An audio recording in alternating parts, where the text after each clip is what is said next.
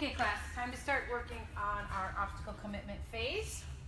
And we've done a lot of work with toys. Pretty here, buddy. Getting the dogs totally enamored with the toys.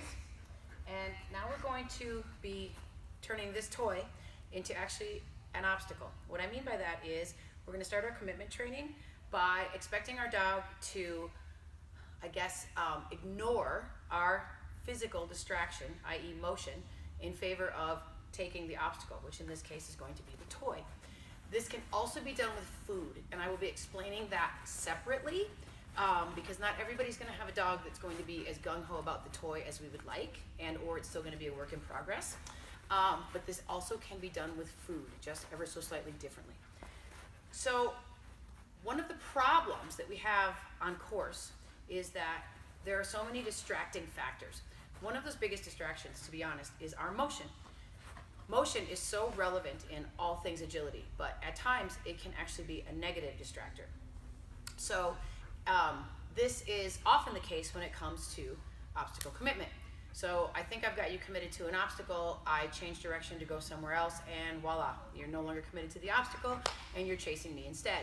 So we are going to teach the dogs that obstacle commitment begins at the name of the obstacle, the verbal name of that obstacle. So I want to ultimately be able to tell my dog to jump, and once I've said jump, I can go on about my business. I can head the opposite direction, whatever, and the dog is going to commit to that obstacle and check back in for me as soon as that obstacle is completed.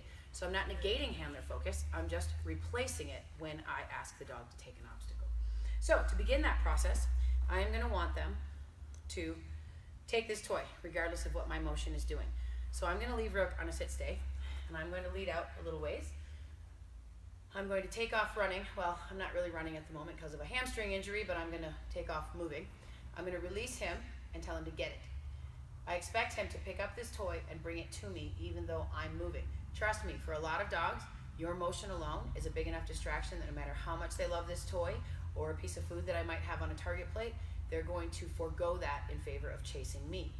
If for some reason he wouldn't bring it back, I would send him back for it and not reinforce him until he comes back with the toy. It's not okay to show up to me without the toy. For some dogs, you may even have to start this as a walk because running is just too much motion and too much of a distraction. Stay. Okay, kid. Break. Yeah, good boy. Awesome! Awesome! Yes! So even though I'm moving, he understands that his job is to pick up that toy on his way to me. Come here, buddy. Sit, stay. Okay, get it. Yes. Get it. Yay! Good boy! Good. All right, so he missed it when he tried to scoop it up on the run, but he knows this game well enough to know that he's got to do whatever it takes to get it and then come to me. So that goes a long way in teaching this dog commitment.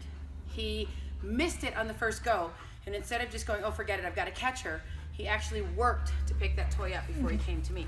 Buddy, buddy, good. Very steady. Also, keep in mind when you play this game, use something that they can actually scoop up as they're running. Try to avoid using flat things like Frisbees. Balls are also not great because they roll too much. I want to be able to drop it and have it land and me be able to take off and then just scoop it up on their way by. Stay. Okay, get it. Yay! Good boy! Awesome! Awesome! Very nice. Good job. Good job. And of course, when he gets to me, there's a game.